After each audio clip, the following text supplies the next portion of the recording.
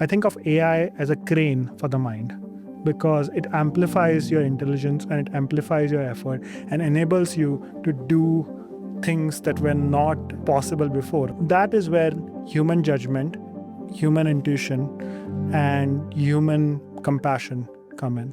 And there is no chance that AI is going to replace that, right? Hello, and welcome back to The Vitals, the Mount Sinai Health System show that brings you the latest in medical news, research, and innovation. I'm your host, Leslie Schlachter, a neurosurgery physician assistant here at the Mount Sinai Hospital.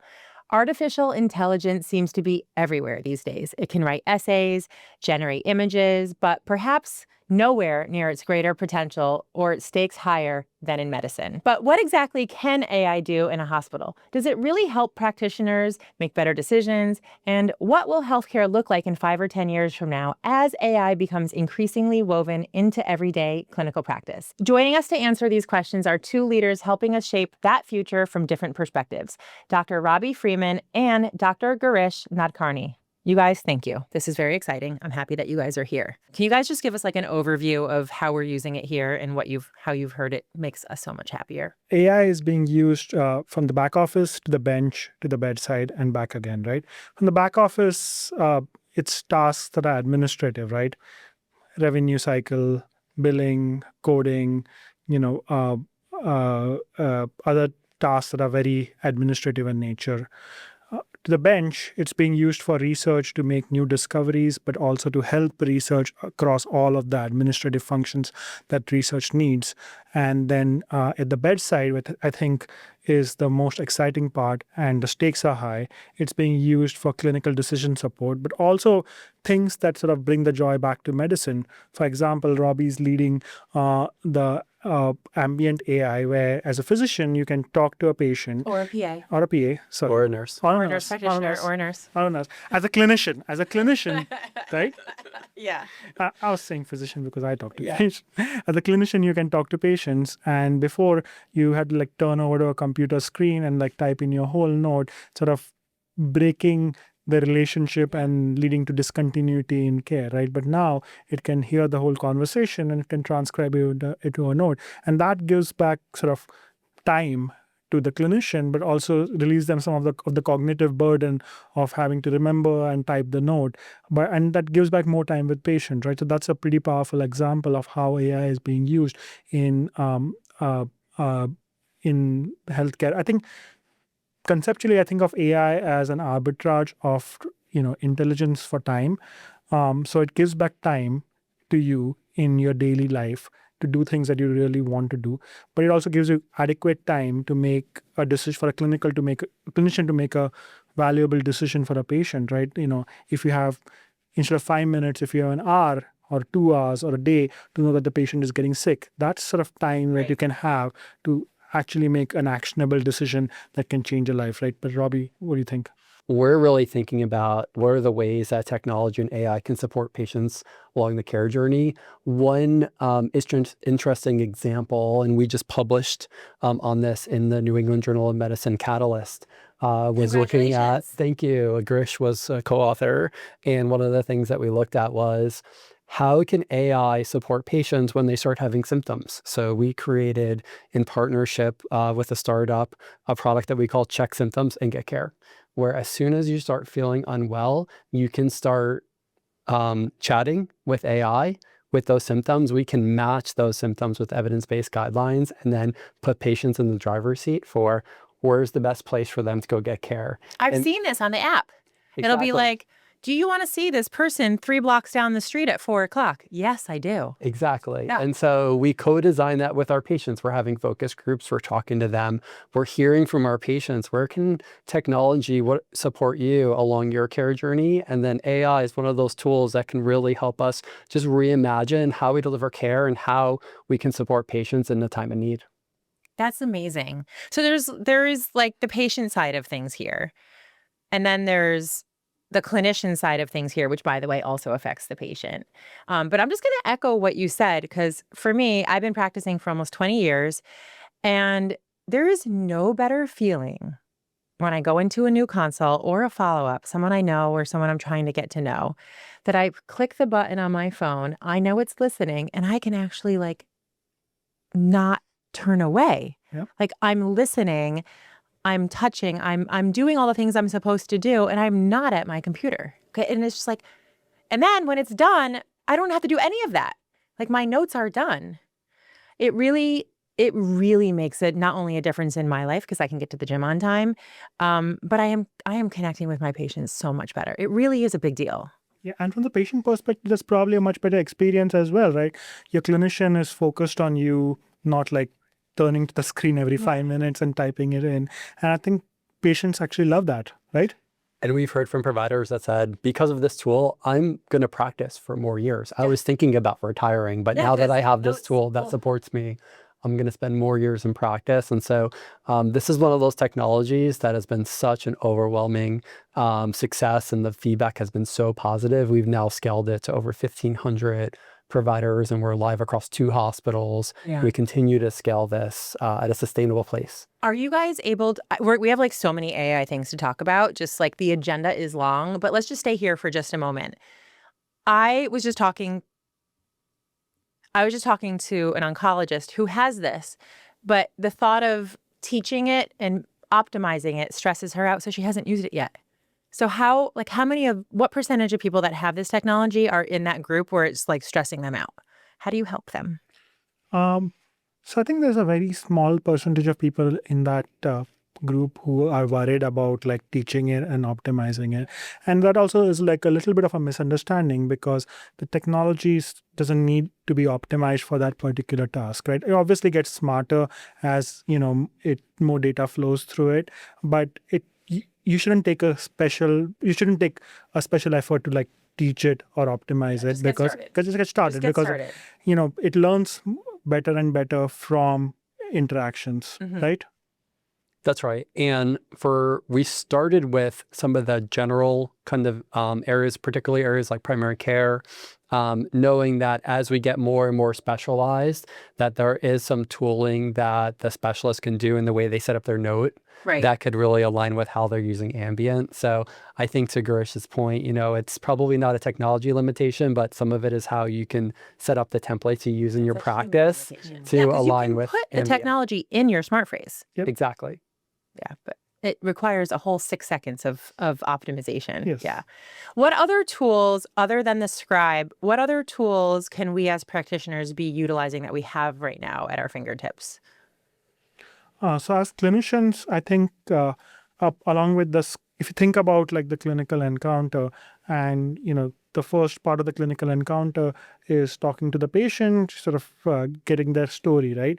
And that has now been optimized or augmented with AI by not having to type in data every time you talk to the patient. Yeah. And just to be clear for people who are listening, the AI doesn't decision make for us. The AI is listening to our note and writing what we are saying. Exactly. It is not doing any medical decision making for us. Absolutely. Just to be clear. But now I think that opens up a sort of a broader aperture, right? I think as clinicians, all what we want to do is make better decisions for our patients that are data driven, and we want to make them with as much time as we can to actually change clinical outcomes and to improve clinical care by making actionable decisions, right? So then 2 sort of big approaches come in play. The first is predictive AI approaches, and that is, can I tell what's going to happen to this patient in a year, 2 years, 5 years, or if it's in more of a acute care hospital setting, can I tell what's going to happen to them in the next 30 minutes, 60 minutes, like a an hour? Like a septic Yeah. patient. That's a great example, right?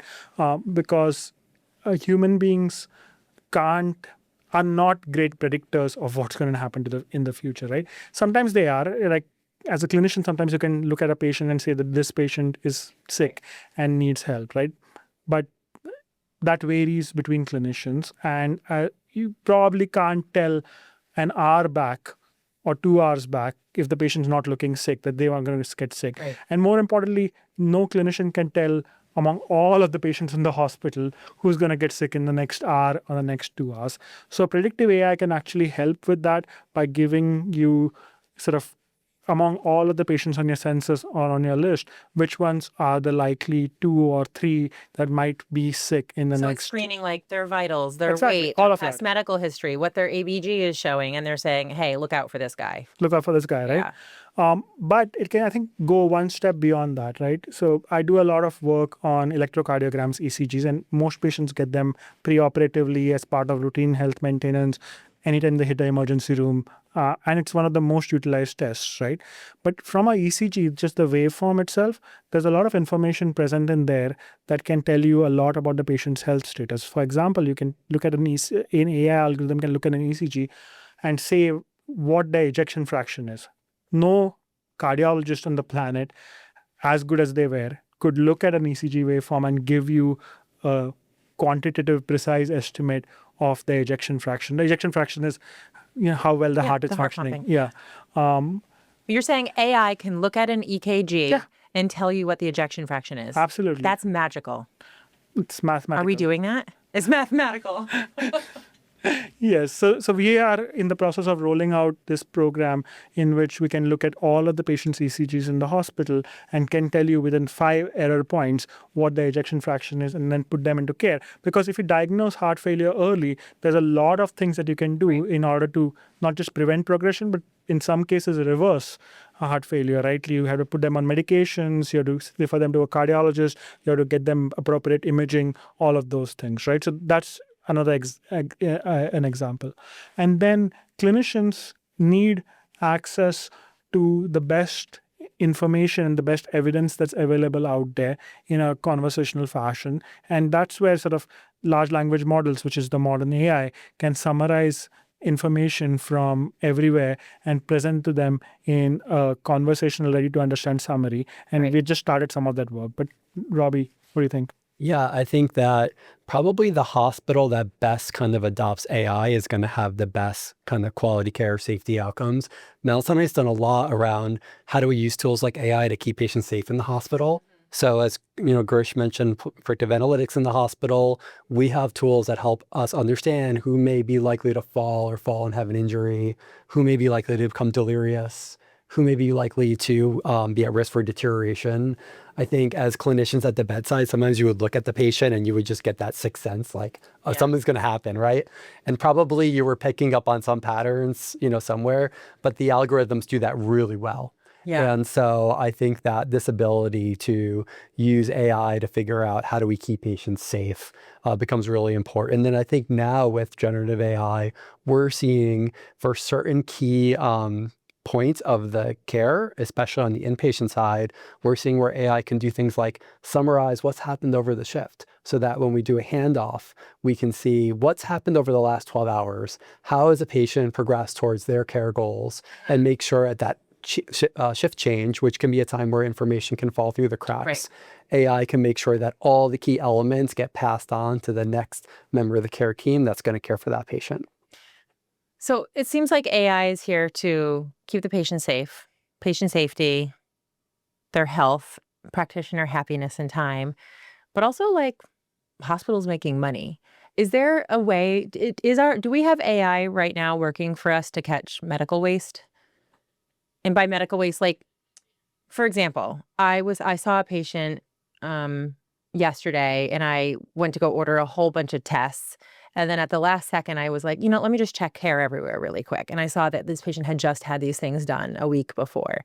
Is there any way that like anything that we order, it can catch us and say, hey, this was done somewhere else? Or like, are you sure you really want that? Like the last 3 were normal type of thing.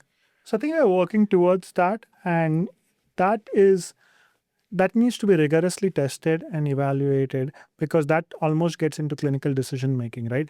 And your point is great, right? Sometimes tests get ordered like a day back, right? As a clinician, I don't necessarily need to order like a CBC on every patient every day. I mean, that obviously is wasteful, but also like causes like in-hospital anemia at some point of time, right? Like if you draw enough blood from people. But you could also think about like the one case where it was needed and you said you don't do it, and as a result of that, something happened, right? There's that aspect, that safety aspect there as well. So we have to be really, really careful in sort of that, because that impinges upon medical decision making or clinical decision Well, making. not like a hard stop, more Yeah. like a gentle suggestion. Yeah. I think some of the work that we're doing with Dr. Nick Gavin, the Chief Clinical Innovation Officer, in like the Nudge unit, which thinks about combining AI, digital health, and behavioral economics in order to reduce waste like this, is going to be really useful. But I would like to say that these things need to be like rigorously tested and made as safe as possible before like scaling them. And is that something, like all of these projects and all of these ways that you guys are using AI, because I know you have your own building, is that like... I have an office in a building. I have one office in a building. It's a small office, smaller than his. Does it have a window? It has kind of a window that looks out into another window. So you guys have your AI team. Yeah. Are you guys doing this all yourself? Are you working with outside companies? Like, where is all this software, hardware coming from? Yeah, there's a broad portfolio. We have one overarching governance, so everything goes through one governance process. About 20 to 30% of the portfolio are tools that we've developed in-house. The other 2/3 are partners that we work with. So some of the big ones are Epic, our medical record provider. In the radiology space, we have a number of kind of radiology AI vendors, since they were pretty, early to the I see that all the space. time in my reports. It'll be like, AI saw this, just, the radiologist says this, but AI saw that. Yeah, because imaging lends itself so well to these AI models, they were pretty early. So over the past 10 years, there's been a number of innovations in radiology, and that's why you'll see probably the most number of kind of third parties that we work with in the AI space are serving kind of imaging and radiology type use cases.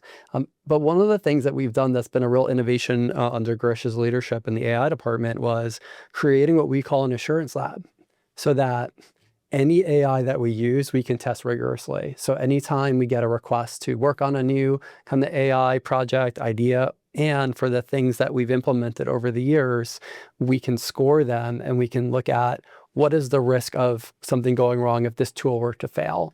And for the high risk AI tools, we can bring through our assurance lab.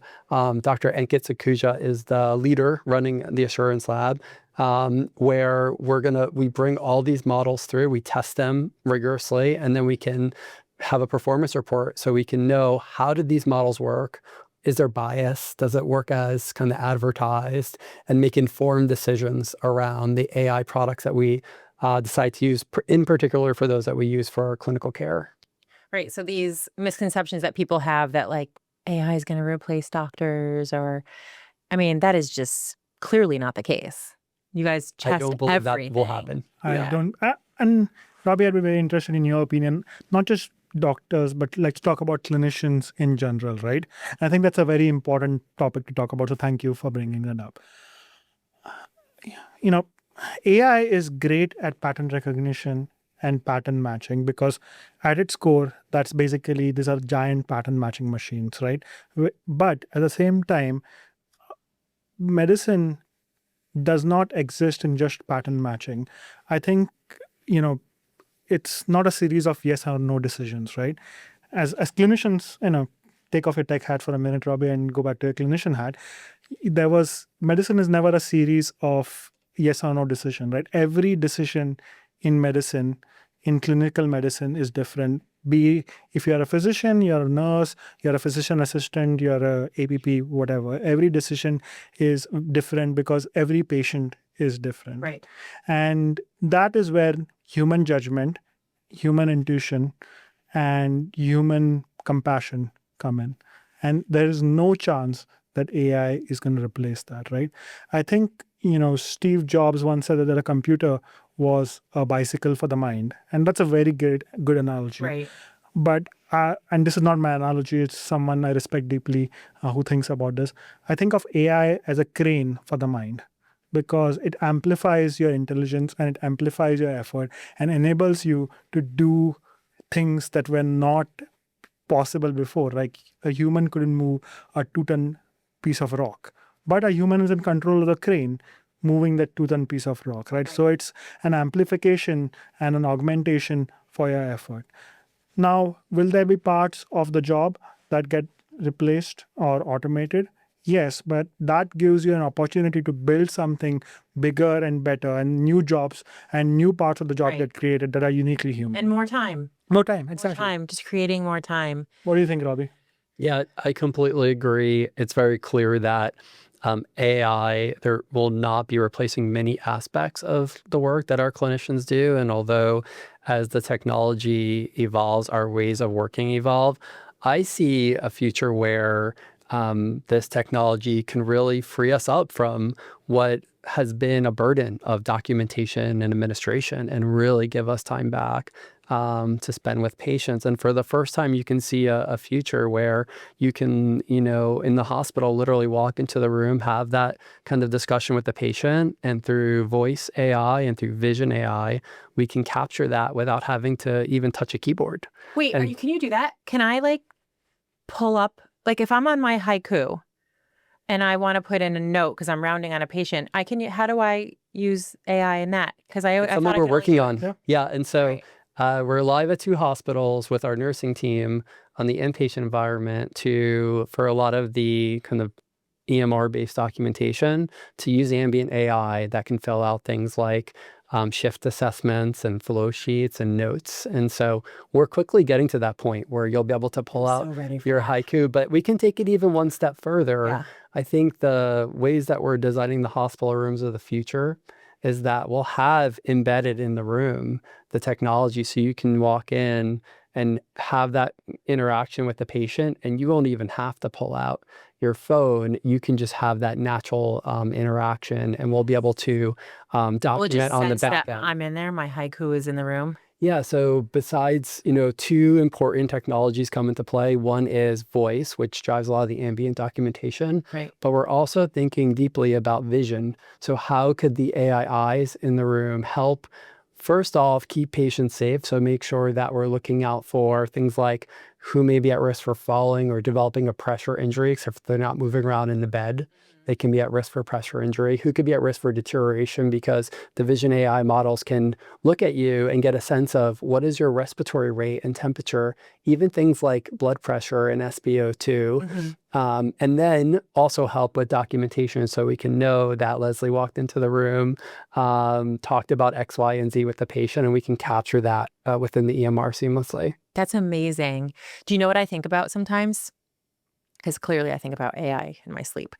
You know how many patients in Mount Sinai Hospital in one given day have to have their glucose checked with a skin prick? Why can't all of our patients just get a little Dexcom on them? And then when the person the nurse comes in the room with the little thingy, it goes, Joe Smith is there. Bing, their glucose is 130. Why do we have to skin prick? I feel like we're past that.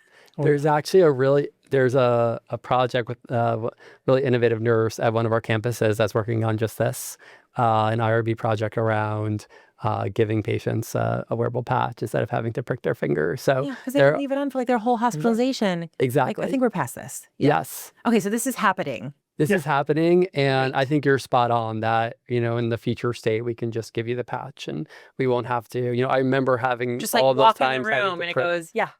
Yeah, all those finger pricks, not fun for patients. No, Yeah. it's not fun. Well,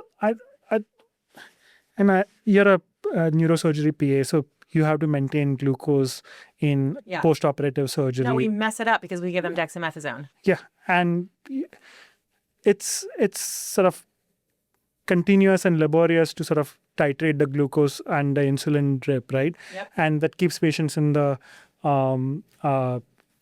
in an ICU bed for longer than they should, right? Longer, In a delayed hospital healing, the whole longer. thing. So, think about a future, and Robbie and I are working on this actively, where along with the Dexcom and continuous glucose monitoring, you also have automated titration of insulin with a human in the loop so that you can actually maintain the glucose within a particular range and get people out of the ICU bed, but also the health system faster, right?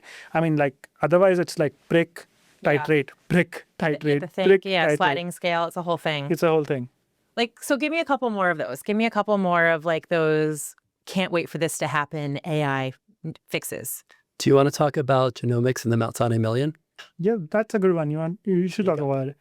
You should talk about it. I think this future state where everyone brings their genome with them to the clinic is not so far away. And so we know that if you do full exome sequencing on patients, that about 8% of the time you're going to find some sort of actionable finding, right? Some sort of marker that you can do something about.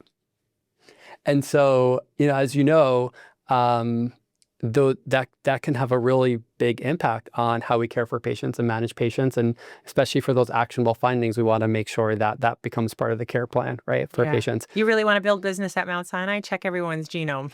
Yeah. We'll find lots of work to do. Well, and in addition, I think that number is probably a lot higher than 8%. Yeah. Right. Those are just the ones we know about. Yep. So I think that now, in one of the ambitious efforts that's under Girish and Dr. Alex Charney's leadership, is to do full exome sequencing on 1 million patients and to use AI to really understand what are all the other things out there. And then how do we then take your genome, combine it with all that rich clinical information that we have, and really truly deliver a personalized care experience for patients? Yeah, that's the trick. So like I did genetic testing. I did it through sequencing.com.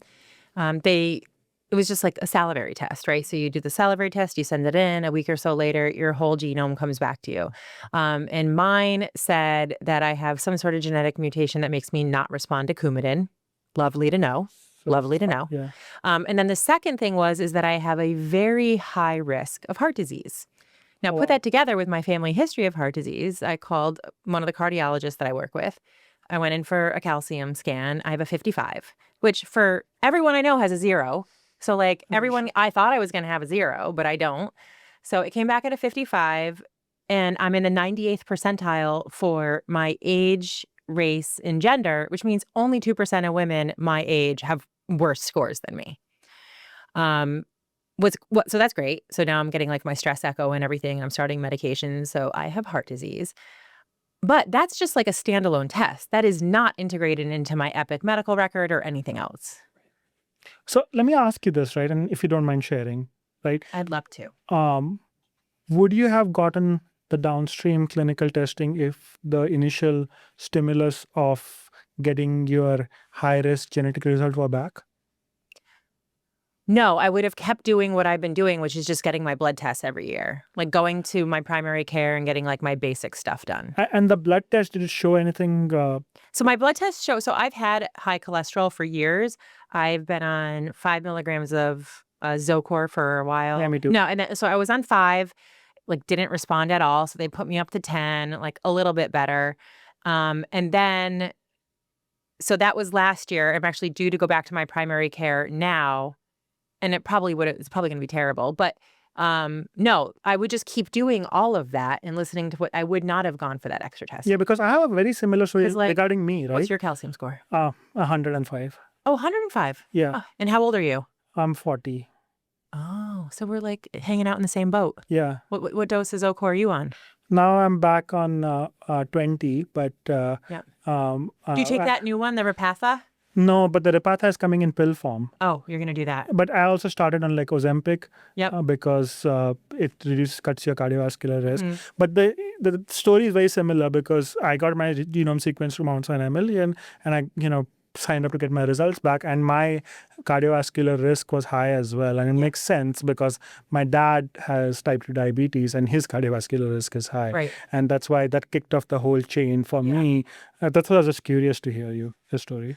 Yeah, I just got nervous because like looking at my family and then like my Instagram keeps feeding me that, when we need to do a podcast on this, heart disease is the #1 cause of death in women. Yeah. And so like I do my mammogram every year. I do everything that I'm supposed to do. So like, let's take it up a notch. I don't want to die of a heart attack. Yeah, I mean, now there's technologies which can look at your mammogram and calculate your coronary artery calcification from the mammogram. My giant pecs are in the way. It blocks my heart. Oh.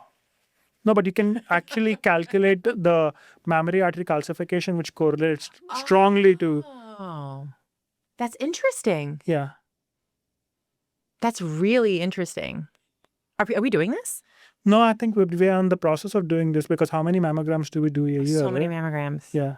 And so, sorry, I think So anyway, we're so, enough on a so the tangent. genetic, so the I was just genetic curious. testing, it's a blood test. Yeah, It's a or blood salivary test? test. Or, okay. And then do you already have the technological ability to, Yeah. okay, so you're going through the chart and then what happens? What does it spit out to the patient? So right now, I think the way that it will happen is according to like New York state law, we are allowed to give back results for the 8% of people that have actionable findings. But like familial hypercholesteremia, cardiovascular disease is part of those 8%. But like Robbie said, that number is going to grow significantly over time as more and more things become available. You guys are going to need to hire a whole group of practitioners just to call everyone and tell them what's going on. Well, or you could have use AI do it. agentic AI to actually call Have the them, right? chatbot call them. Yeah. I mean, like, I think a lot of patients, at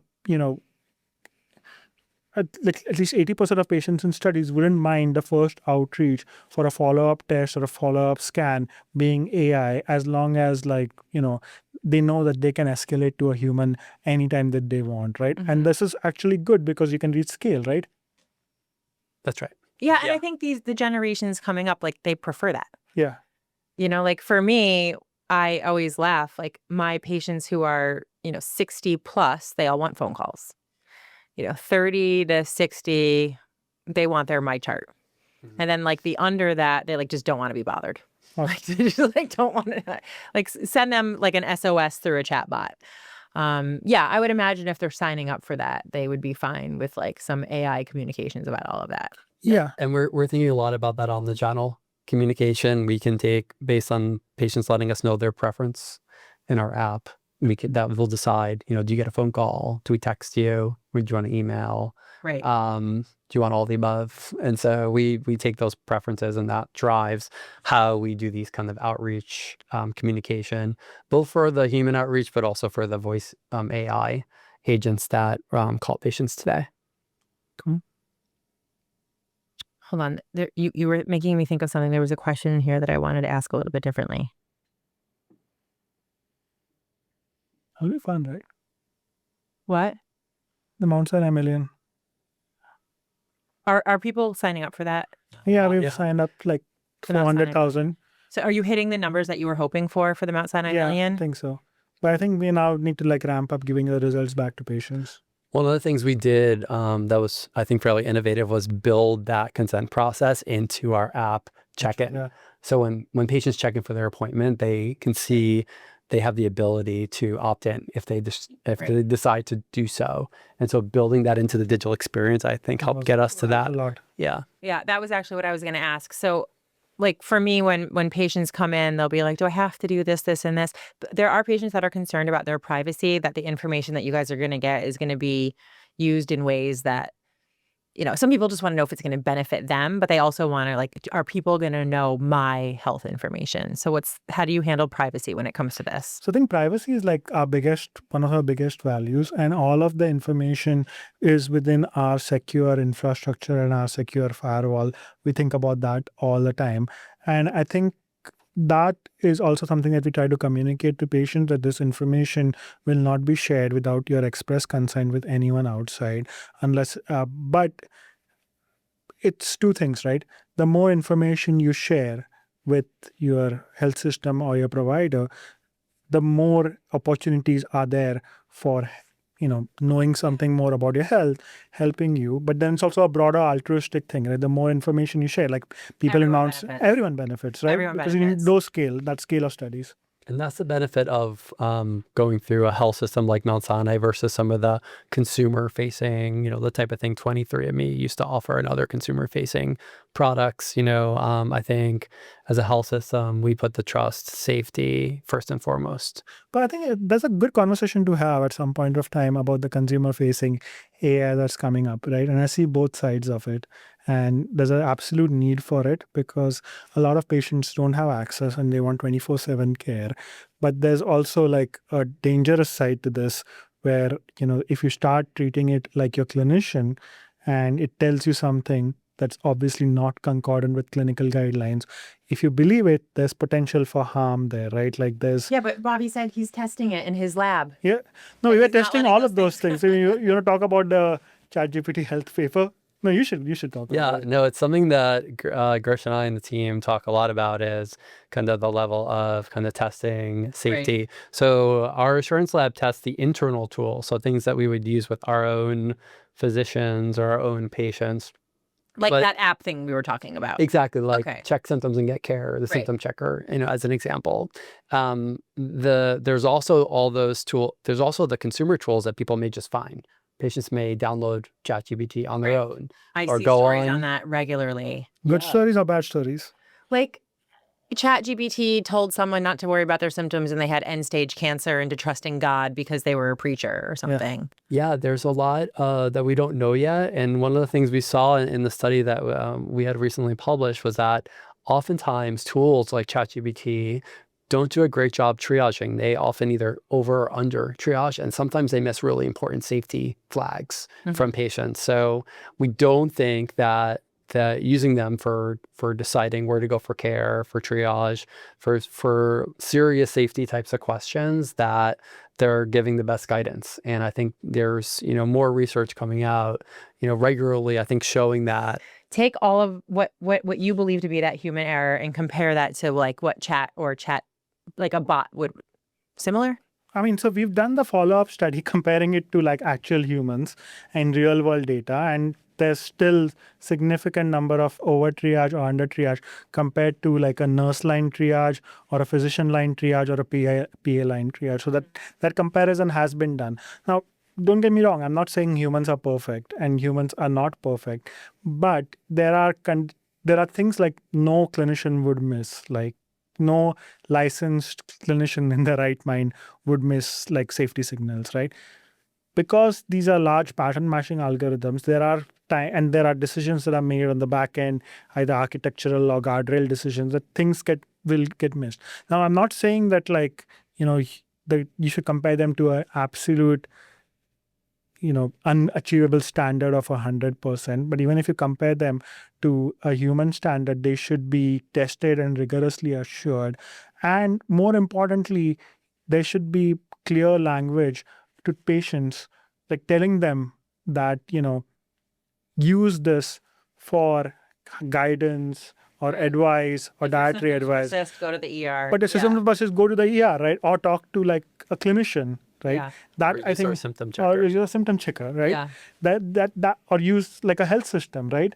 That is, I think, clear guidance that needs to be sort of delivered by us as a medical and clinical community. Some sort of like FDA approved statement at the end of any medical, because like I'm embarrassed to say I asked ChatGPT, like I had a rash a couple of weeks ago. I took a picture of it and I was like, and it gave me a list of what it was, and I was like, oh yeah, one of those makes sense. But at the bottom it should have said, if this doesn't seem right, this is not medical advice. If it persists, go to the hospital or something. That's right. Yeah. And I think there's some use cases where it's great for, health coaching, general education. I connected my ChatGPT Health to my Mount Sinai account, and it's helping me train for a race I'm doing next month. Wait, what do you mean? What do you mean? So now there's the ability to connect tools like ChatGPT with your medical record. So you can actually, like your My Chart. Yeah, with My Chart.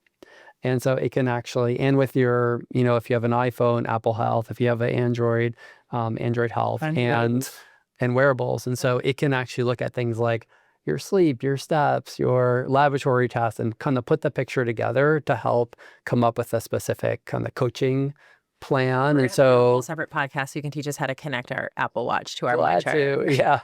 Glad to. And so I think that there's definitely a role for these tools, and we're starting to really figure out our strategy around how do we empower patients to ask questions with the right tools, with the right guardrails to support them along their care journey. What other patient-facing tools are there right now that our patients could be using? So within our app, My Mount Sinai, we do have chat with AI. So there's a couple things patients can do. They can do things like if they have a question about their bill. We know that bills in this country, right, can be kind of confusing. And so we have the ability to kind of help explain it, understand it. We have functionality that can help you book your appointment. If you want to cancel or confirm, schedule your appointments, our AI assistant can do that. Some of the things we're working on are things like medical records requests, and also pharmacy, like medication refills. So the transactional things, the AI agents can do really well. You want to complete a task. They can do that really well. And that's where we're focused. Based on our discussions with patients and the focus groups we hold, we take that feedback and then we prioritize the AI agent to kind of work on the things that the patients say are most important for them. I do want my chart to send me a my chart message when my prescription is running low and there's no more refills left to ask me if they can ask my doctor for another refill. Can we do that? I think so. Yeah, I think Definitely. I would like that. I think it already sends a message when the substance is running out, but adding a layer of intelligence saying that would you like a refill should be definitely possible. Yeah, that would be lovely because then I have to remember to send a message and then, it's 2 days later and I already ran out. And there are parts of the country where they're using AI to actually do the medication renewal and refill, where AI is essentially the prescriber. Like in the state of Utah, there's a company who's doing that today for medication renewal. So we're starting to see things like that where AI is actually serving as a prescriber. Girish, I would love your thoughts on that work. So let me just take a step back and say that there's absolutely a need for something like this, right? Like where because of the lack of access to healthcare in this country, the need for proactive as opposed to reactive healthcare, there's a need for something like this. But I think that there's a disconnect here between two things, right? The one disconnect here is that there's no safety valve for any of this consumer-facing products to escalate or no escalation pathway. Like in 99% of cases, it might be just a regular rash, right? But in the 1% of cases, it might be necrotizing fasciitis, right? And for that, you need to go to the emergency room as soon as possible because time. Yeah, we don't want to die. You want to die, yeah. I don't want to say that out loud, but you don't want to die, exactly. So I think that whenever these consumer health companies build these patient-facing things, they need to worry about safety because it's not like what would happen in like 90% of the cases.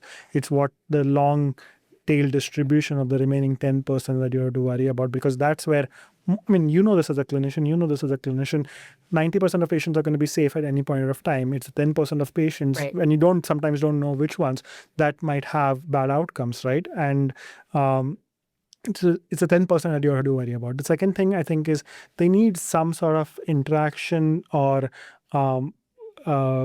like at least like a escalation pathway to a regular health system, which can take those 10% of actually dangerous cases and have the infrastructure, have the clinical expertise, have the procedural expertise in place to actually handle that. And the third thing is like what you said earlier, there needs to be sort of clear warning labels around what it can do, what it should do, and what it must do, right? And, it can maybe diagnose a bunch of things, but should it diagnose them? Or at least if it does, should it tell you what the worst thing possible is? Because then you can maybe act on it. And must there be some sort of a warning label on this? This is not medical advice, right? I mean, for people in healthcare, do I need that? Absolutely not. But for the lay person who actually believes that whatever ChatGPT or Claude or whatever says is truth, no, there needs to be a warning. But there's many more lay people than people in healthcare, right? Exactly. So there needs to be a warning. And we know that access can be a challenge, right? Depending on where you live, especially, maybe hard to get access to primary care and especially specialists. 50% of the country doesn't have access to a cardiologist when you look across the U.S. No, you were just saying before about like the smart eyes in the room that can like see oxygenation, whatever it might be. There's a lot of like pre-COVID, I did like no telehealth, right? COVID, a bunch of telehealth. Now, so much telehealth. So there are telehealth ICU doctors. There's telehealth everything. So in those situations where you can actually have AI eyes in the room with a tele provider, that sounds amazing. Yeah, that's right. That's like life-changing. Yeah, and we know that the evidence-based guidelines are not followed 100% of the time. So I think AI as that tool that can help us monitor what's going on in the medical record, what's happening in the room through vision and through voice, can help kind of keep us on track with following evidence-based practice and best practice guidelines. So as we're finishing up, we talked about like obviously clinical use, patient-facing, but how is AI being used in research right now? So I think AI is being used in research in a number of different ways. So we have a program here led by Patricia Kovacs called AI Ready Mount Sinai that's aggregating all of the clinical but also research data that's generated on patients and sort of linking them together so that we can build models that reason across different types of data, be it images, be it electrocardiograms, clinical data, notes, etc. And that helps us both build models that understand holistically the whole care experience, but also like help test different models that come on our own data in order to like make sure that they're safe and responsible and unbiased.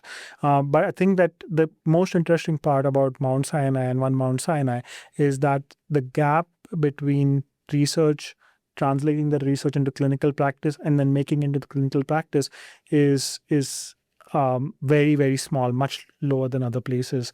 Because developing an accurate AI model is 5% of the job, maybe 10%. Translating that into clinical care and then scaling it in order to improve outcomes, that's like the remaining 95% of the job. What do you think, Robbie? And that's where we really focus, is solving that last mile. Yeah. And so the ability that we can go from the amazing innovative research, using tools like platforms like AirMS to make new discoveries, and then take those discoveries and implement them in the clinical setting and do it in a way that's, safe, effective, efficient, is where we're heading.